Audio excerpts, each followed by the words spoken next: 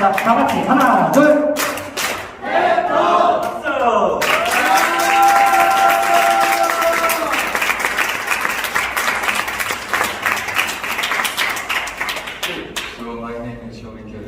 Feel free to call me Kevin. My presentation is about how I plan on becoming a global leader. It's a multi-process plan, but the thing is, there's not enough time to really go in depth into this today, so I'm going to go into really specific points that I have. Okay, so the two main points that I will be analyzing is self-defense and excessive defense, which is a topic that may need explaining, but I will also get to how that ties in with vision. And the second part of this is prisoners returning to God. Prisoners, ex-convicts, violators, whatever you may want to call it, all of that is going to be a part of my vision. So we will be getting into these two parts after I quickly go over, broadly what my vision is. The first step is I want to become a prosecutor, but in that field, I want to bring God's truth and God's justice into the field of law. I feel like God's justice is very different from secular justice, and that is exactly why I want to bring it into the field of law, especially in South Korea.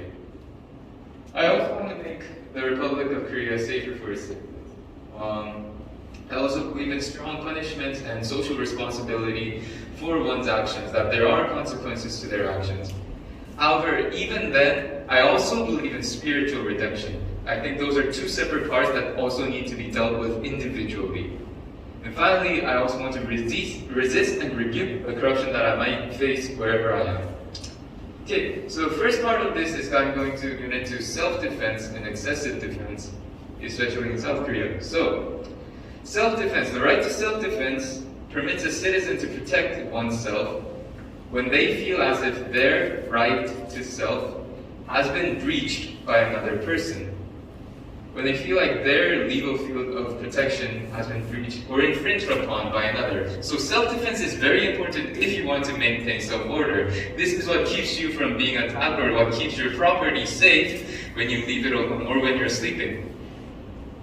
But from 1953 to 2014, 1953 is when self-defense was first introduced into Korean law. In that broad span, only 14 cases in South Korea were deemed and ruled by courts as self-defense cases.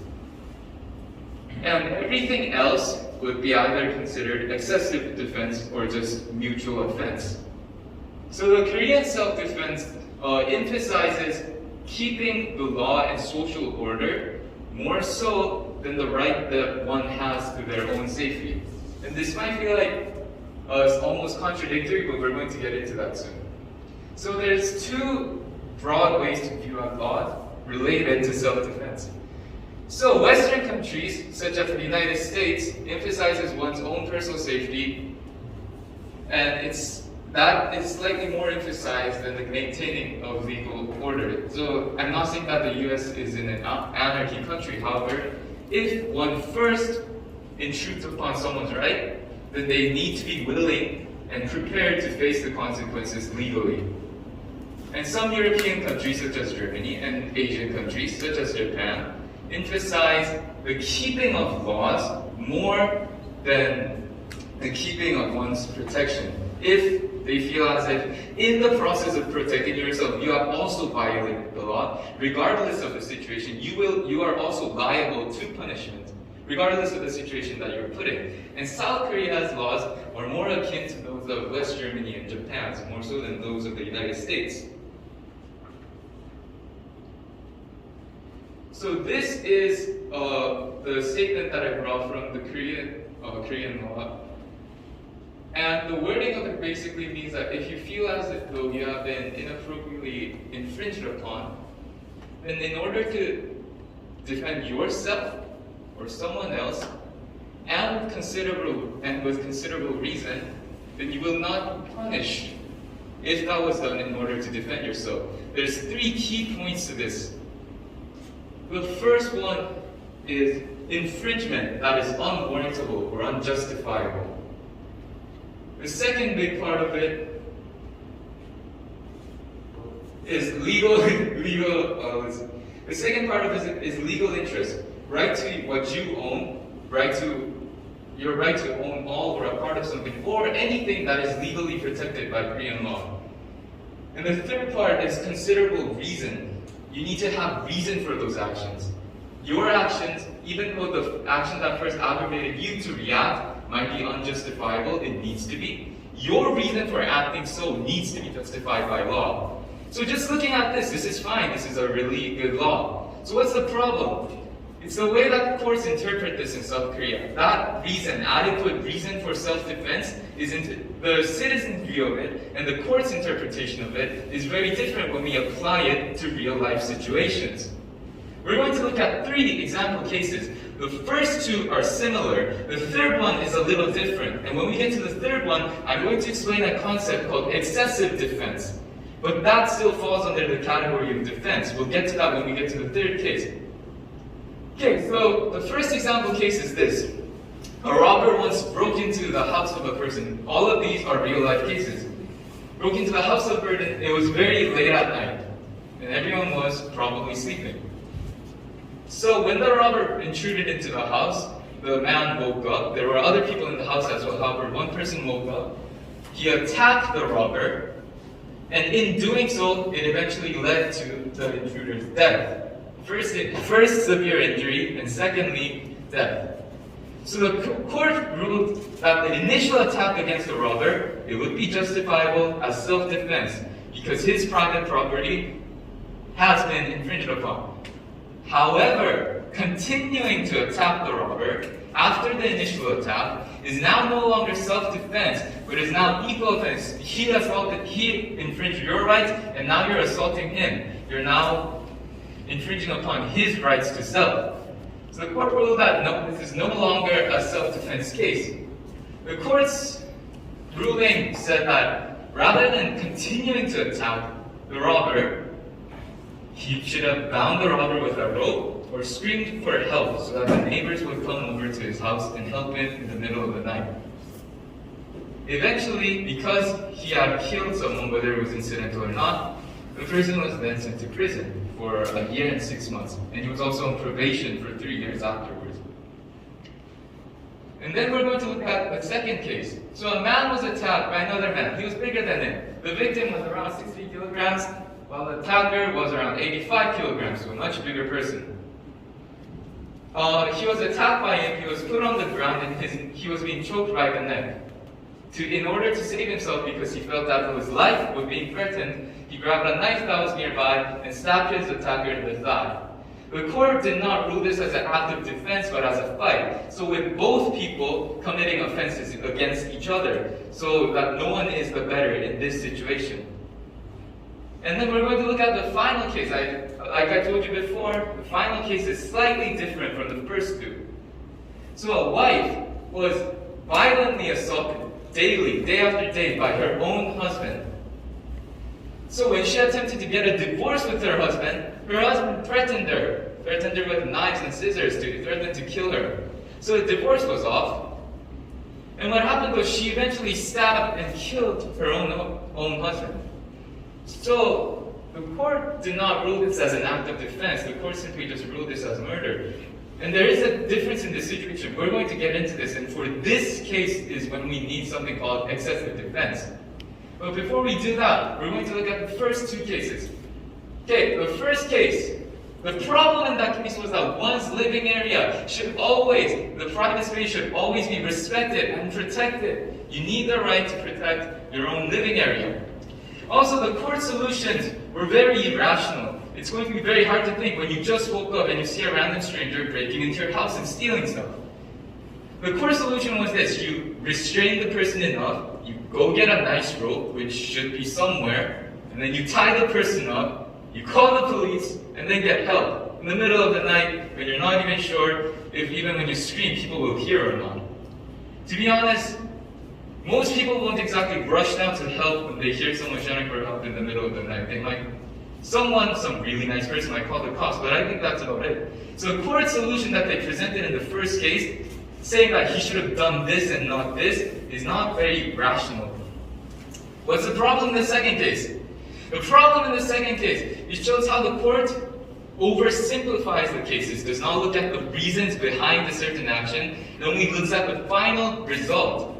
and then simply rules those acts of defense as fights. This is the primary reason as to why from 1953 to 2014, only 14 cases were ruled as self-defense cases in South Korea, because the courts oversimplify each case and simply just say this was a fight, they attacked each other, no one was the better.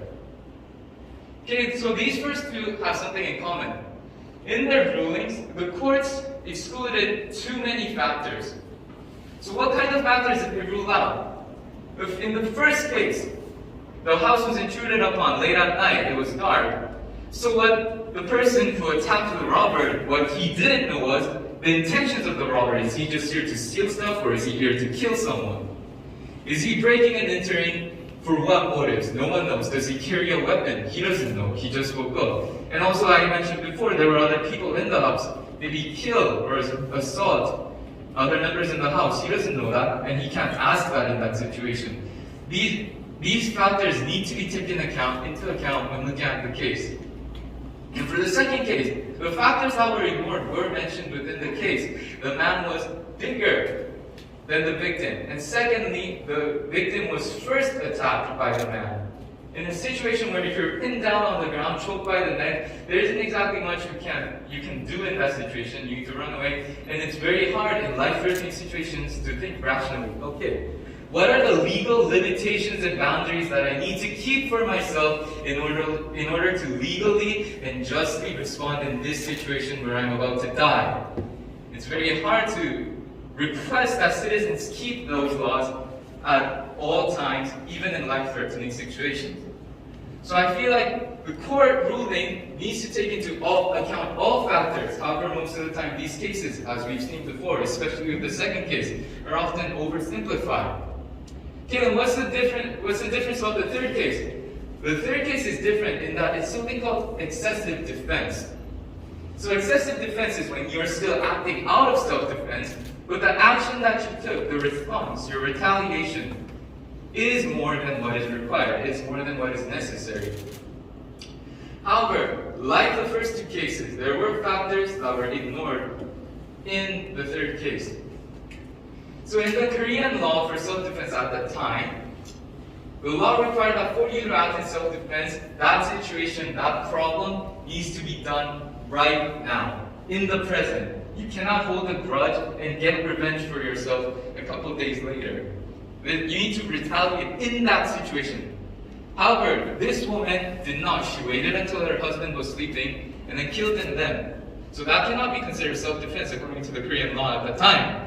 However, what makes it self-defense? She knew that the moment her husband woke up, she'd be assaulted again. What's the basis? What's the proof for that? She was attacked every other day before. So because of that, she knew that she would be attacked again. This is a situation where she tried to get a divorce to get away her husband, failed because, she was threatened and she felt as though her life was in danger in the process of trying to get her in a divorce. And sure, thinking now, in a non-life-threatening situation, sitting comfortably, listening to a boring lecture, you can think of other solutions that she could have taken. But it is very difficult for one to think rationally when they're traumatized and attacked and assaulted daily, day on and day on. So her response, yes, we warned that it is excessive. Murder is not necessary. She could have taken other perspectives. However, considering the amount of trauma that she had to take on, we need to view this case as excessive defense because there was reason for her actions. No, murder is not justifiable. However, assault every day against your own spouse is also not justifiable. And she found her own solution to it. This case should not be ruled as simple murder, but it should be ruled as excessive defense. So what's the solution to cases like this? This solution was presented by a professor in Busan University. So we need to fix the thought process in defense-related cases. So we need to analyze all the factors, the background evidence in that case. And we need to look at those factors to decide the result. You cannot determine the result before you look at the factors. You cannot already determine this person, these people fought, and now we rule this as a fight. What's the reason behind our ruling? This, so and so. You need to first look at those reasons and then see how it ties up to the conclusion. For example, in the second case where the man was being choked by the neck, about to die, the more physical damage was actually done to the offender because he was stabbed in the thigh. However, looking at the case, we can see that the main offender was also the person who was more damaged. So we need to look at every single factor and then come to the conclusion. Not look at the conclusion, to look at the factors. This is the way we need to change how we view court rulings. And we're not going to look at all the solutions, but this is some of the qualifications in order for your case to be considered self-defense by the police department. So there is a solution that we can do if you see someone being attacked. No, do not get involved in physically. No matter what kind of situation it was, even the offender can sue you if you physically touch them and harm them. What you can do is simply collect evidence, take a video or a photo of the situation, be a witness, and call for help. Okay, and then due to time issues, we're going to quickly rush over to part 2. The first part was me and what kind of help I want to do in the world. I want to look at cases like this, so that there are no unfair rulings, so that no one is wrongly accused or wrongly convicted, and so that no one is punished too lightly or too heavily for their actions. Second part is how I want to be a Christian in this world and how I want to serve the kingdom of God. This is a lot shorter than the first part, so you don't have to worry. I believe in, like I mentioned previously, I believe in strong punishment for criminals. There is a social responsibility that they need to pay. There are consequences to their actions and they need to know that. I also believe in the effectiveness of a deterrence effect. Basically what a deterrence effect is is that punishments related to crimes deter people from committing those crimes in the first place. But with this knowledge, I also believe in chances for criminals to redeem themselves, even the worst of criminals. The reason why I believe this was because God met me while I was still a sinner. The verse that I built this value on was 1 Timothy verse 1 to 15. And yes, Christ came into the world to save sinners, of whom I am the worst. This is the belief on which I will continue my ministry and vision as a prosecutor. So I hope to lead those lost sheep back to God. And how do I plan on doing that? I want to create a worship team comprised of former convicts or prisoners or current prisoners. It will be a worship team of those who were deemed as irredeemable by the world and the worst of sinners by the world, but can still be saved by God. I want to show that no one is too late for salvation if they seek it. My inspiration for this was a short clip that I watched on YouTube. It's the video, but for some reason I can't play it. So basically what this is a famous Christian singer going to a prison and doing worship services there. And I initially thought that in prison no one would sing, and even if they did, they would simply sing to look good in order to maybe, get some points and get out of prison faster. But when I watched this video, I was surprised in that I really felt as though most of the people there were really singing praise to God. That most of the people there wanted to glorify God. So even if the world views certain criminals as irredeemable, I still want to reach out to them, regardless of what they have done in the past. So even if they can't get redeemed in this world, they can still meet God in the world, in heaven when they go there. So my conclusion is, I want to become a prosecutor who is truthful and just, free of corruption. I also want to create a worship team of prisoners and former convicts to show to the world, no one is too late for salvation. Everyone can get their redemption. And finally, I don't want to lose my faith along the way. I want to continue to participate and lead in worship teams in order to prepare for my service in my future worship team of former or current convicts. I want to study law and continue to pray for wisdom, because I believe that only with that wisdom can I really achieve those visions that I want to have. And hopefully, I wish to retire early in order to meet God's next calling for me. So finally, these are my prayer requests. I ask that you pray that I get heavenly wisdom that will outshine secular knowledge. I also ask that you pray that I know and see God's will in all I do so that I can live according to it. I always want to judge each situation with God's truth and God's justice and not my own moral values, which I know are flawed. And finally, I want to glorify God in all that I do. Thank you.